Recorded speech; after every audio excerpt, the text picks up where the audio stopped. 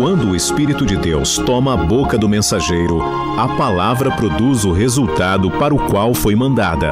Acompanhe agora mais uma inédita mensagem ministrada pelo pastor Ademir Pereira. Abra o seu coração e faça mais do que ouvir. Tome posse, pois essa palavra é para você. Pegue, por favor, a palavra de Deus. Pegue o livro santo e vamos todos abrir no Antigo Testamento, no livro do Êxodo. Êxodo, capítulo 33. E eu vou ler com você o versículo 15. Êxodo, capítulo 33, versículo 15. E assim que você localizar, por favor, diga glória a Deus para eu saber que você já achou, para você já ir glorificando. Quanto mais você glorifica, mais a presença de Deus se manifesta. Achou, né? Êxodo 33, versículo 15. Então disse-lhe: se a tua presença não for conosco, não nos faças subir daqui. Vou ler outra vez. Então disse-lhe: se a tua presença não for conosco, não nos faças subir daqui.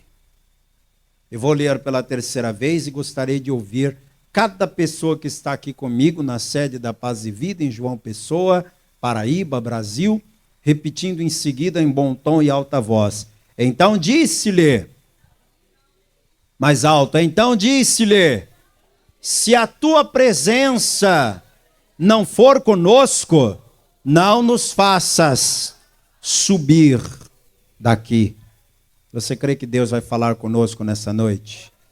Seu coração está aberto para receber a palavra de Deus? Então desocupe as tuas mãos e vamos dar para a palavra do Deus vivo a melhor, mais linda, mais sincera e verdadeira salva de palmas.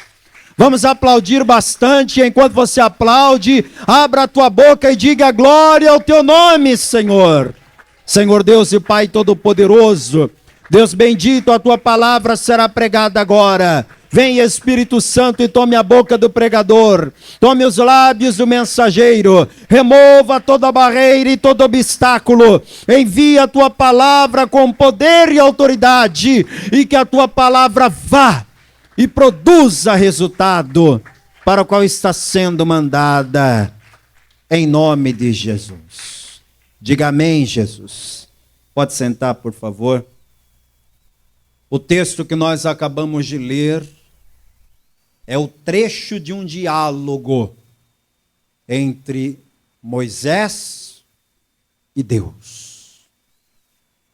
E eu vou te contextualizar para você entender por que Moisés disse essa frase para Deus, que é uma frase muito forte.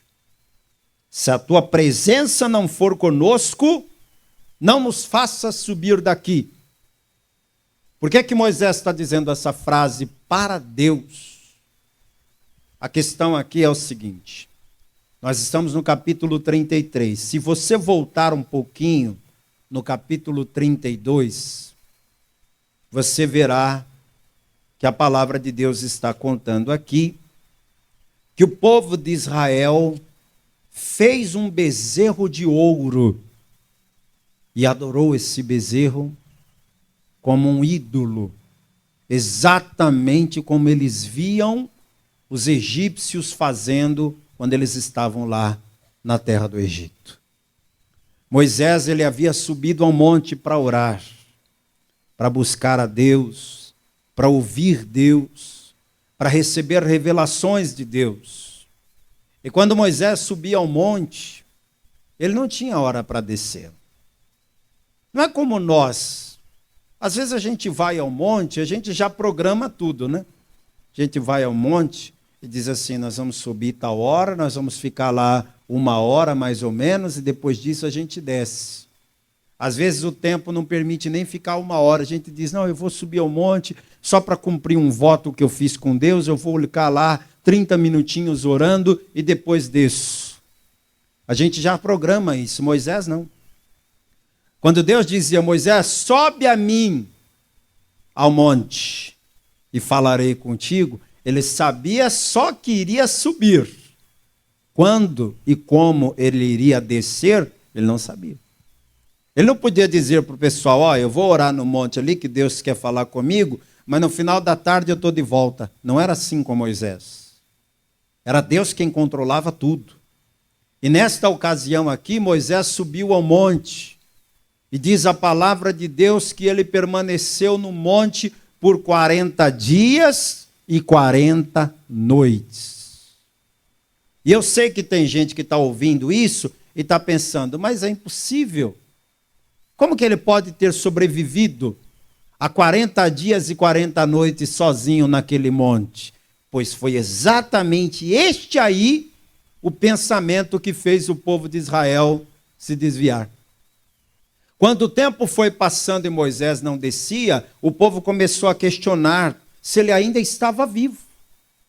E aí começaram a pensar e a comentar entre si, nós estamos aqui aguardando quem? A gente realmente quer acreditar que Moisés ainda está vivo? Ora, ele já morreu lá naquele monte. Nós estamos aqui perdendo o nosso tempo. Vamos embora. Vamos seguir adiante. E aí eles começaram a pressionar o irmão de Moisés, Arão. Começaram a dizer, Arão, encare os fatos, teu irmão está morto. Ele subiu ao monte e tudo, mas ele não desce mais. Ele com certeza morreu lá em cima. Nós precisamos seguir. Então faça para nós um ídolo, uma imagem. Pode ser de um bezerro de ouro, que a gente possa usar como uma representação do nosso Deus. E você sabe muito bem, porque isso está escrito em Êxodo 20, é um dos 10 mandamentos, que Deus proíbe claramente que se faça ídolo de qualquer espécie, ainda que seja com a intenção de representar o próprio Deus. Esse mandamento está lá claro, lá no Êxodo capítulo 20. Os 10 mandamentos começam já com essa exigência de se abster de ídolos. Mas o povo foi mais forte do que Arão. A opinião do povo prevaleceu e Arão acabou fazendo a vontade do povo. Falou, faz o seguinte, me dê o ouro que vocês têm aí nos brincos, nas pulseiras, nos colares. Me dá. Interessante que para fazer coisa errada, o povo soltou a mão rapidinho, né? Ninguém ficou se amarrando. Não, isso aqui é ouro, não vou dar não. Para fazer a coisa errada, todo mundo falou, é ouro que você precisa? Espera aí que tem ouro aqui. Não, isso aqui é ouro também, então leve. Pode pegar.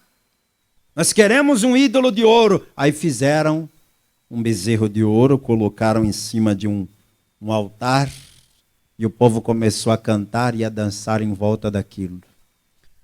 Quando Deus viu aquela cena, Moisés estava lá em cima ainda. Moisés não viu, Deus é que viu. Sabe o que Deus falou para Moisés? Ô Moisés, outra hora a gente continua a nossa conversa.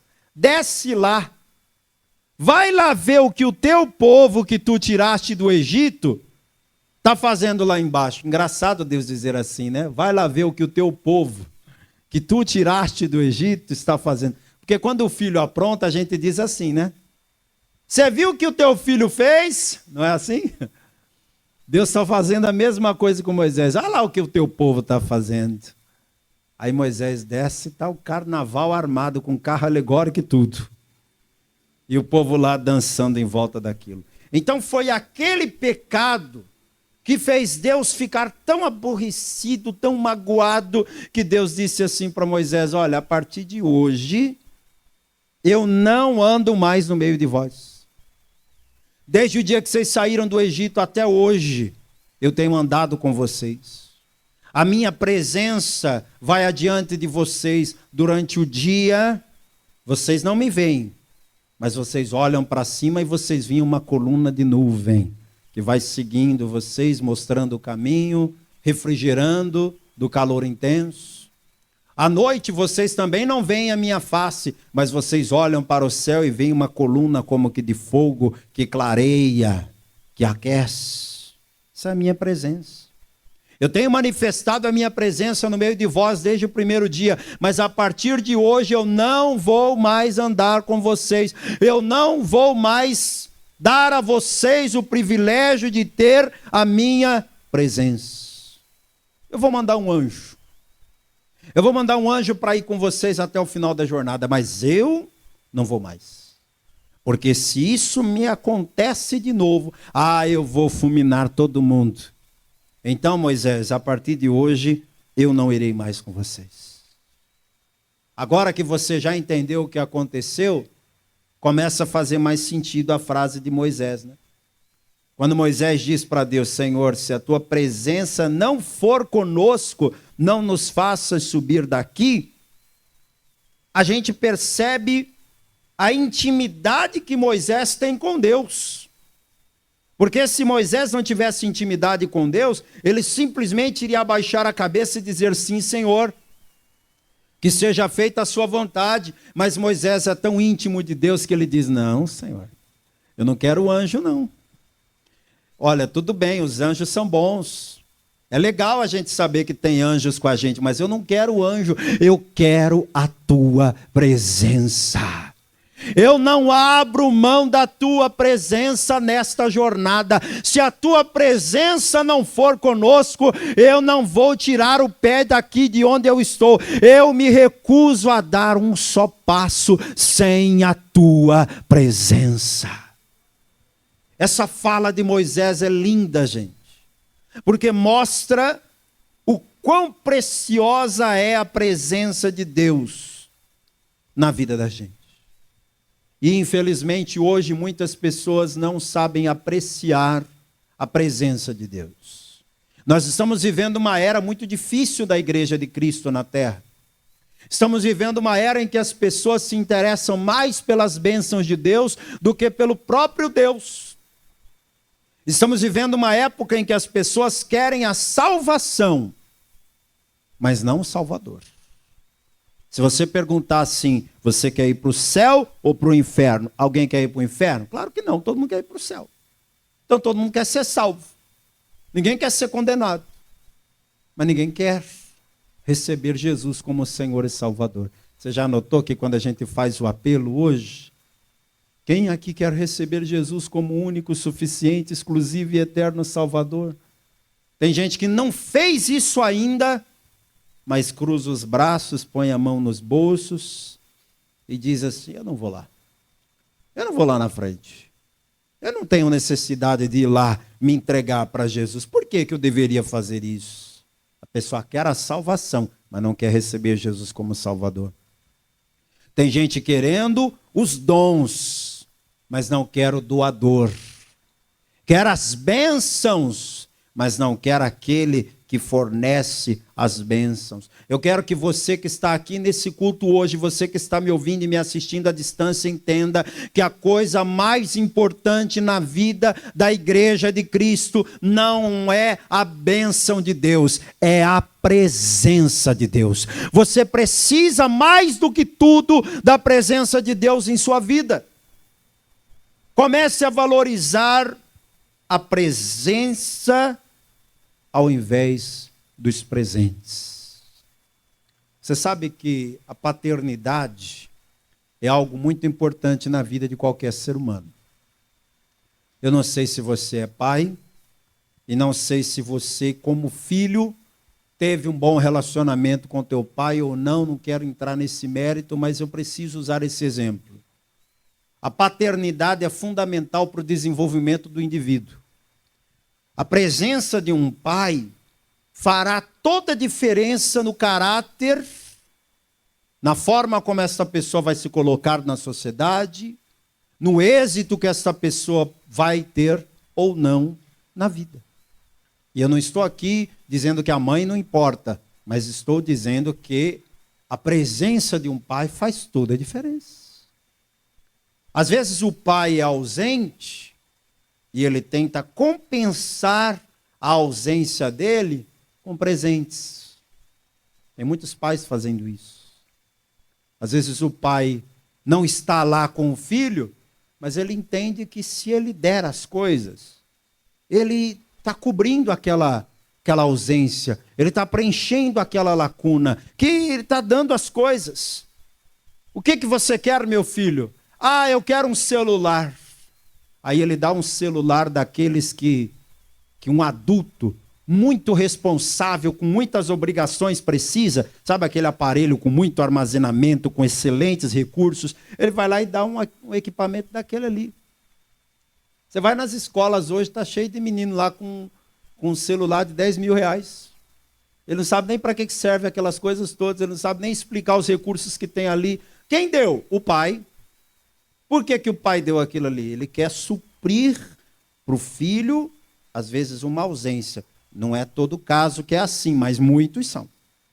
Então, para suprir a ausência, ele coloca presentes. Aí vai colocando o menino vestido com as melhores marcas, dando uns tênis de 700 reais, uma roupa caríssima, um celular caríssimo, oferecendo para aquela criança, para aquele adolescente o bom e o melhor, para que ele possa aliviar a consciência de dizer, eu não estava lá, mas o meu filho teve de tudo. Mas sabe qual é a maior frustração desse pai?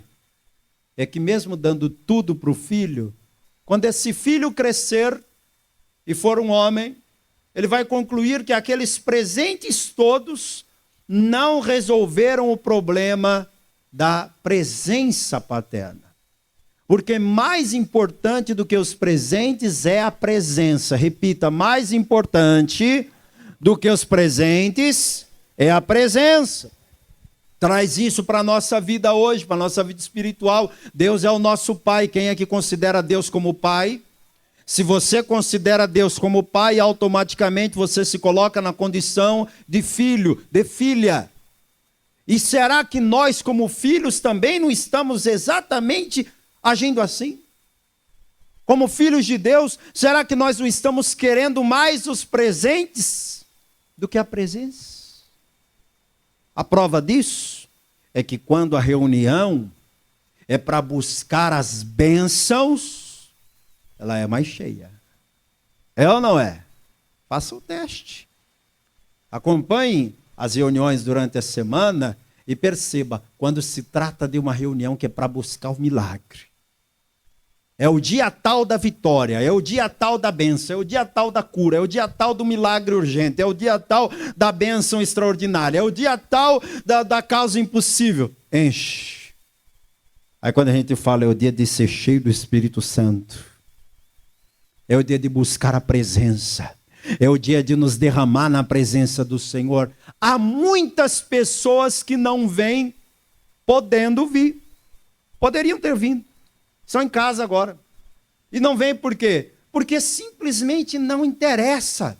Esse é um tema que não interessa para alguns, mas bendito seja Deus porque você está aqui. Isso prova que para você a presença de Deus importa. Para quem a presença de Deus importa, aí aplaude a Jesus e dá glória, porque a presença de Deus é a coisa mais importante da minha vida e da tua vida. Moisés era um homem que valorizava a presença de Deus. Não foi só aqui não, viu? Um dia o próprio Deus deu depoimento, deu testemunho de que Moisés era um homem que andava na sua presença. Veja comigo, Números capítulo 12. Você está em Êxodo, né? Avance, por favor. O próximo livro é Levítico. Depois de Levítico, Números. Olha o que Deus está falando acerca de Moisés. Números 12, versículos 6, 7 e 8. E disse, ouvi agora as minhas palavras. Se entre vós houver profeta, eu, o Senhor, em visão a ele me farei conhecer, ou em sonhos falarei com ele. Não é assim com meu servo Moisés, que é fiel em toda a minha casa. Boca a boca, falo com ele. E de vista, E não por figuras, pois ele vê a semelhança do Senhor. Por que, pois, não tivestes temor de falar contra o meu servo, contra Moisés? Deus sabe quem anda na presença dele e quem não anda. Foram questionar a liderança de Moisés. Foram dizer assim, mas só o Moisés que manda, só o Moisés que fala, só o Moisés que revela, só o Moisés que ora e Deus faz milagre. Por que que Deus só quer usar Moisés? Deus pode usar a gente também. E você sabe de onde veio essa inveja toda? Essa contenda toda? Do seio familiar de Moisés. Às vezes, dentro da própria família, a gente enfrenta inveja, a gente enfrenta oposição, né? Foi o caso de Moisés. A Miriam, a sua irmã, Arão, seu irmão, estão questionando a liderança espiritual de Moisés. E aí Deus sai na defesa dizendo, vocês não têm temor, não? De falar de Moisés. Moisés é um homem que anda na minha presença. Sabe, querido, eu quero ter essa moral com Deus. Quem também quer ter essa moral com Deus? De alguém falar mal de você e Deus aparecer e dizer assim, vocês estão doidos? Vocês estão falando do meu servo que anda na minha presença. Escuta, esse aqui é dos meus. Ele anda de mão dada comigo. Não mexe com ele não. Não mexe com ela não, porque essa pessoa anda na minha presença. Isso aqui é que é a moral que eu quero ter. Essa é a moral que você precisa ter. É crédito com Deus. Quem anda na presença de Deus tem moral com ele, tem crédito com ele. Mas Moisés não foi o único não. Teve outra pessoa na Bíblia que era um apaixonado pela presença de Deus. Ele amava estar na presença de Deus mais do que estar em qualquer outro lugar. O salmista e rei Davi. Olha só algumas coisas que ele escreveu no Salmo 27, por exemplo, versículo 4.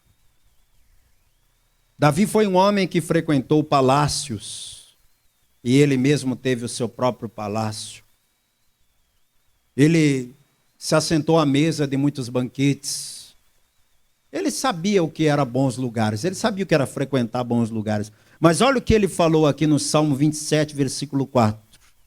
Uma coisa pedi ao Senhor e a buscarei, que possa morar na casa do Senhor todos os dias da minha vida, para contemplar a formosura do Senhor e aprender no seu templo. Aleluia!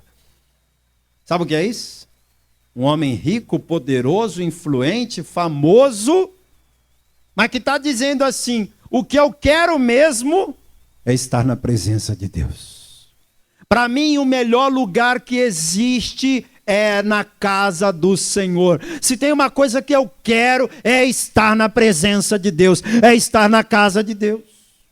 Isso é o que Davi falou. Quer ver outra coisa que ele disse? Salmo 63, versículo 1. Ó Deus, Tu és o meu Deus, de madrugada te buscarei. A minha alma tem sede de Ti. A minha carne te deseja muito em uma terra seca e cansada, onde não há água. A comparação que ele faz é como de alguém que está num deserto. Você já andou num deserto? Não. Você já foi pelo Nordeste afora, em uma duna, num lugar onde não havia água? Não? Pois é. Eu fui num lugar que me lembrou muitos desertos da Bíblia. Eu fui aos Lençóis Maranhenses. Eu fui pastor no Maranhão, então eu pensei assim, eu vou ser pastor aqui só 2 anos, não vou perder essa chance, né? Aí eu fui lá nos Lençóis Maranhenses. Lugar lindo, viu? Se um dia você tiver a oportunidade de ir, vá. E quando eu fui para lá, o pessoal que guia os turistas, eles dizem assim, olha, lá é um parque nacional e de preservação. Não tem nada lá para vender. Nada. Terminantemente proibido. Então a gente faz uma parada antes e vocês comprem tudo que tiver que comprar, porque vocês não vão achar nem água lá para beber, se vocês não levarem. E aí a gente foi prevenido. A gente para antes, compra lá. Quantas garrafas de água a gente acha que vai consumir? Nós somos 4 pessoas, eu, minha esposa e meus 2 filhos, então me vê aqui tantas garrafinhas de água para a gente passar a tarde inteira. E à medida que você chega no lugar, é de tirar o fôlego de tão lindo que é. E é como se fosse um deserto, porque tem areias muito semelhantes. A diferença é que tem milhares de lagoas ali. Mas à medida que você começa a andar, primeiro você fica impressionado. Pôr do sol mais lindo que eu já vi na vida até hoje. Lugar lindo mesmo. Mas depois que você anda a tarde toda lá nos Lençóis Maranhenses, você começa a entender o que esse salmista está falando aqui. Alguém que está numa terra seca e cansado, onde não há água. Eu fiquei pensando assim, imagina um camarada que vem para um lugar desse e compra pouca água, a água acaba, ou ele deixa a garrafinha cair aberta e perde a água, ou acontece alguma coisa, ou ele veio sem água. Imagina, como é que vai fazer? A pessoa fica apavorada num lugar onde não há água. A gente deseja água. Só o fato de você saber que não tem água já te dá uma ansiedade, já te dá um pânico, que você começa a ficar com a garganta seca, com a língua colando no céu da boca. E o Davi está dizendo assim, eu preciso da tua presença, mais do que o sedento precisa de água. Compreende isso? Isso é dar valor à presença de Deus. A água é um item de sobrevivência. Ninguém sobrevive sem água. Eu não sobrevivo sem a presença de Deus. Você não sobreviverá nessa vida sem a presença de Deus. E aí teve momentos da vida de Davi que ele errou. E quem não erra? Antes de você apontar o pecado do Davi, aponte os teus próprios. Quando Davi pecou, ele compôs o Salmo 51. Vá comigo, por favor, no Salmo 51. Ele escreveu isso aqui no pior momento da vida dele. Quando ele se sente culpado. Ele sabe do tamanho do erro que cometeu. E olha, o maior medo dele qual é? Salmo 51, versículo 11. Não me lances fora da tua presença e não retires de mim o teu Espírito Santo. Aleluia. Ele não ora dizendo assim, Deus, não me tire a coroa da cabeça, não. Eu esperei 13 anos para ser rei. Desde o dia que Samuel me ungiu até eu virar rei, foram 13 anos. E era Saul querendo me matar. E era me escondendo no deserto. Foi uma luta tão grande para eu chegar aqui. Não deixa eu perder isso não, Senhor. Não deixa eu perder meu palácio, não. Eu já fui pobre, era tão ruim, não quero voltar a ser pobre. Não me tire a riqueza, não. Não me tire essas mulheres, não. Eu sou apaixonado pelas minhas mulheres. Não deixa eu ficar sem elas, não. Morro de medo de ficar sozinho. É isso que Davi está pedindo? A preocupação dele é o quê? Não me tire a tua presença, porque se tirar a tua presença de mim, eu morro. Pode me tirar a riqueza, pode me tirar a fama, pode me tirar os palácios, pode me tirar tudo menos a tua presença, porque é da tua presença que eu preciso para viver. Você tem que ter essa consciência. Enquanto isso, nós temos pessoas hoje que fazem questão de tudo menos da presença de Deus. Estamos vivendo uma inversão de valores. Você sabe uma outra pessoa? Esse aqui é totalmente desconhecido. Eu te dei 2 grandes exemplos e agora vou lhe dar um exemplo de um homem que você talvez nunca nem ouviu falar nele. Moisés foi um homem apaixonado pela presença de Deus, a ponto de dizer, se a tua presença não for comigo, eu não dou um passo. Davi foi um homem apaixonado pela presença de Deus, que compôs salmos exaltando a presença de Deus. Mas a palavra me mostra um homem que recebeu na casa dele a presença de Deus. Esse homem chamado Obed-edom recebeu dentro da sua casa o maior símbolo da presença de Deus em Israel, que era a Arca da Aliança. Eu quero ler para você o segundo livro de Samuel, capítulo 6, versículo 11. Preste atenção. E ficou a Arca do Senhor em casa de Obed-edom, o geteu, 3 meses. E abençoou o Senhor a Obed-edom e a toda a sua casa. Então avisaram a Davi, dizendo: abençoou o Senhor a casa de Obed-edom e tudo quanto tem, por amor da Arca de Deus. Eu não tenho muito tempo para te falar de Obed-edom, mas eu só quero dizer uma coisa para você. A arca ficou em poder dos inimigos. Aí os inimigos ficaram com medo da arca, porque a presença de Deus começou a causar muitos males no meio deles, e eles deram um jeito de devolver aquela arca para Israel. Quando a arca voltou para Israel, ela ficou guardada na casa de um homem chamado Abinadab. E ficou na casa de Abinadab por nada menos do que 20 anos. Guardada lá. Como se fosse uma relíquia. Você tem coisas na tua casa que está guardada há 20 anos? Quem tem? Levanta a mão quem tem coisas guardadas há 20 anos. Eu tenho coisas guardadas há 20 anos. Tranquilo. Você também tem. Só que se você pega um objeto e guarda lá no porão, guarda lá na caixa, guarda lá na gaveta e deixa, ainda que você esteja guardando aquilo porque tem dó de jogar fora, vai mudar alguma coisa aquele objeto guardado? Não vai mudar nada na tua vida. Às vezes ninguém nem lembra que aquilo existe, você está guardando aquilo lá. O Abinadab guardou a arca na casa dele por 20 anos, mas aquilo foi para ele como uma relíquia, como um objeto, como um trambolho que alguém deixou lá para ele guardar. Por 20 anos a arca ficou na casa de Abinadab e não teve um milagre na casa dele. Não teve uma bênção na casa dele. Não teve absolutamente nada de sobrenatural que acontecesse na casa do Abinadab e alguém pudesse dizer: aconteceu isso aqui porque a arca de Deus estava na casa de Abinadab. Não, na casa dele não aconteceu nada.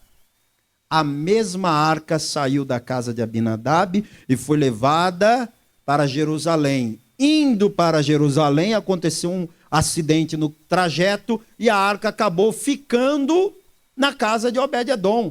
Por quanto tempo, disse o texto? 3 meses.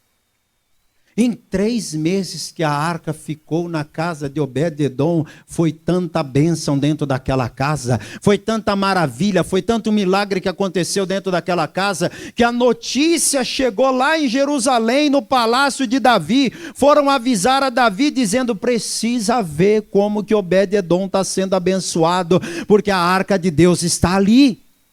Eu te pergunto, a mesma arca não estava na casa de Abinadab? Por que na casa de Abinadab ficou 20 anos e não aconteceu nada?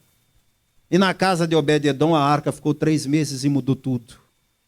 Porque a postura que Obed-edom tinha perante aquela arca era a postura de alguém que está em reverência na presença de Deus.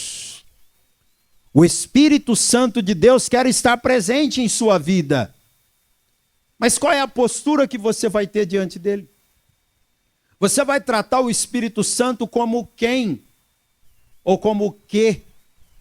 Você vai tratar a presença de Deus na sua vida como se não fosse nada?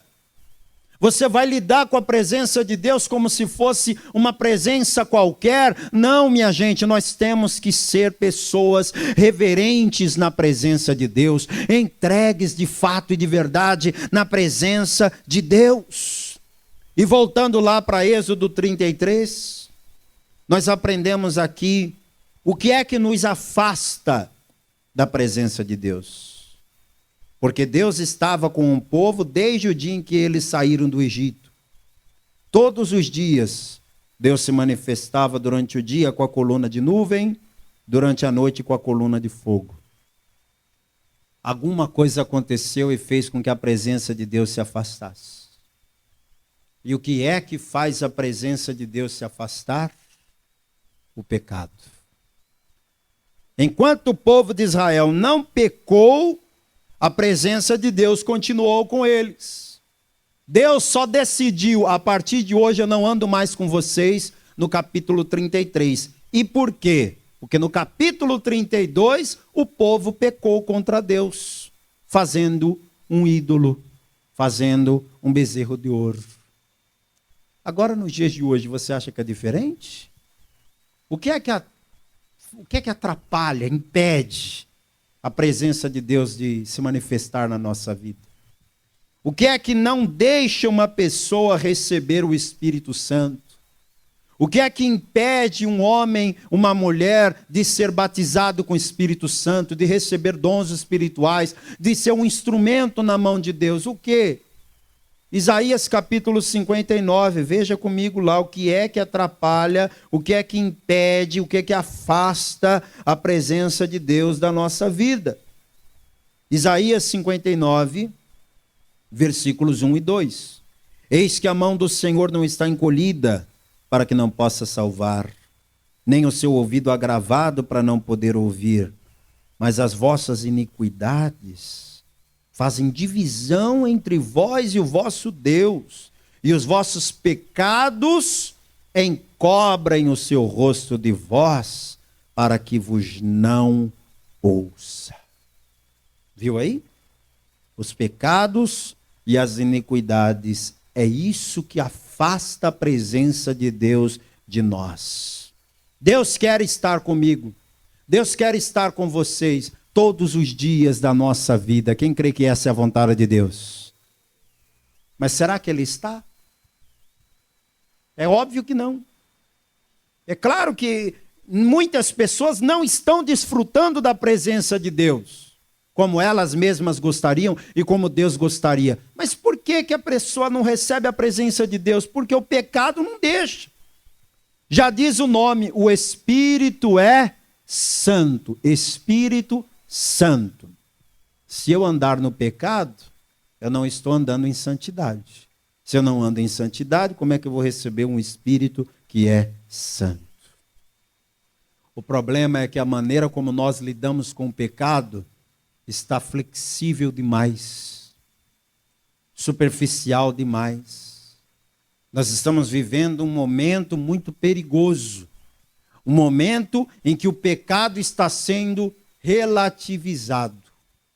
Tudo que a gente sempre soube que é errado, que é pecado, que é abominável aos olhos de Deus, a sociedade atual está começando a encarar com outros olhos. Não é bem assim, né? É porque os nossos pais eram muito radicais, os nossos avós, eles tinham outra visão do mundo. Hoje a gente tem a mente mais aberta.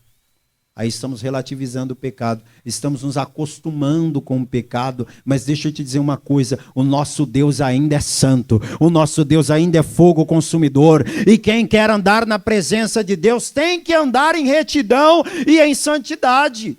Caso contrário, não vai desfrutar da presença de Deus. Atos capítulo 3, versículo 19. Abra comigo lá, por favor. Atos dos Apóstolos, capítulo 3, versículo 19. Olha o que Deus está querendo que você e eu façamos. Arrependei-vos, pois, e convertei-vos, para que sejam apagados os vossos pecados, e venham assim os tempos de refrigério pela presença do Senhor. O que é necessário fazer para desfrutar da presença de Deus de novo? Arrependimento e conversão genuína. Toda a igreja de pé, por favor. Eu quero terminar essa mensagem te dizendo que nada substitui a presença de Deus. Quando Deus falou assim, ô Moisés, eu não irei com vocês mais, mas eu vou mandar um anjo. Quando Deus disse assim, eu não irei, mas vou mandar um anjo, isso está lá no capítulo 33, versículos 2 e 3, Deus deixando claro que iria mandar um anjo. Moisés responde para Deus dizendo, não quero o anjo. Eu não quero o anjo. Eu quero a tua presença. Nada substitui a tua presença. Amados, nós não podemos nos satisfazer com menos do que a presença de Deus. Há muitas pessoas que estão se conformando com tudo, menos com a presença de Deus. Eu fui lá na igreja. Como é que foi lá? Foi muito bom, a igreja lá é muito bonita. Olha o critério. A igreja lá é muito bonita. E o culto, como é que foi? Foi uma bênção? Ali não tem como não ser não, porque ali, olha, você vai lá, o povo bonito que tem naquela igreja, gente. Um povo simpático, gente boa. Aí, você foi no culto e como é que é lá? Gostou? Sentiu a presença de Deus? Rapaz, você precisa ver a banda que toca lá.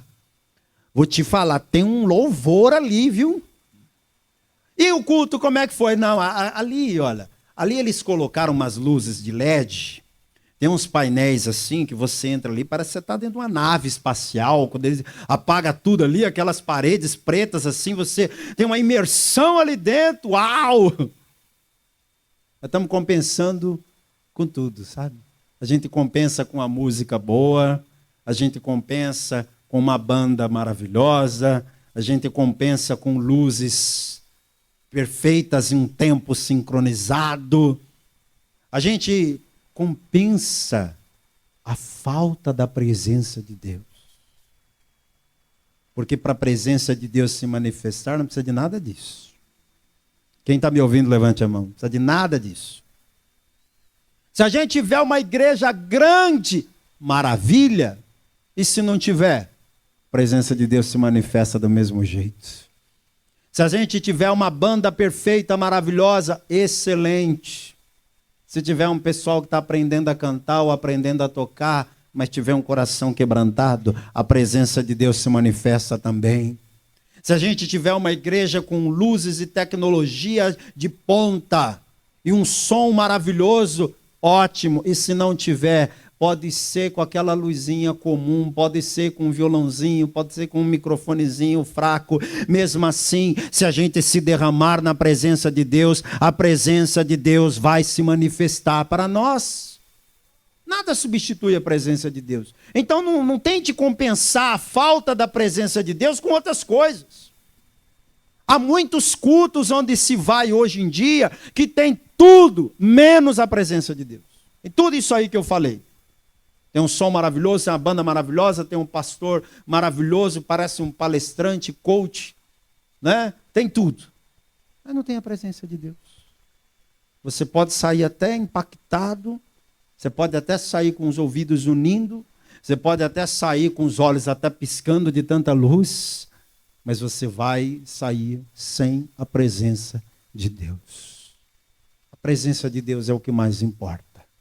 Quantos aqui amam a presença de Deus? Nós vamos nos derramar na presença de Deus agora. Feche os teus olhos todos, por favor. Todos.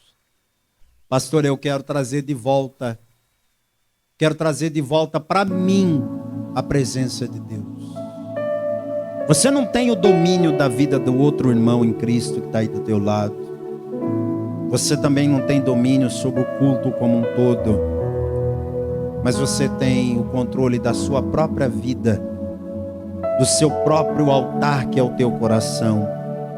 Como é que eu faço, pastor, para trazer de volta a presença de Deus? Tiago capítulo 4, versículo 8 diz: chegai-vos a Deus, e Ele se chegará a vós. Limpai as mãos, pecadores, e vós de duplo ânimo purificai o coração. Senti as vossas misérias e lamentai e chorai. Converta-se o vosso riso em pranto e o vosso gozo em tristeza. Humilhai-vos perante o Senhor e Ele vos exaltará.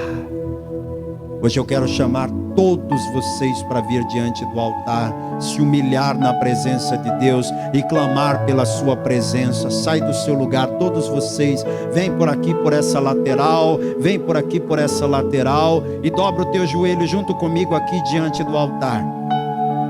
E enquanto vocês que estão aqui vão chegando, vão dobrando o joelho, deixa eu falar com você que está me acompanhando à distância, pelo rádio, pela TV, pela internet.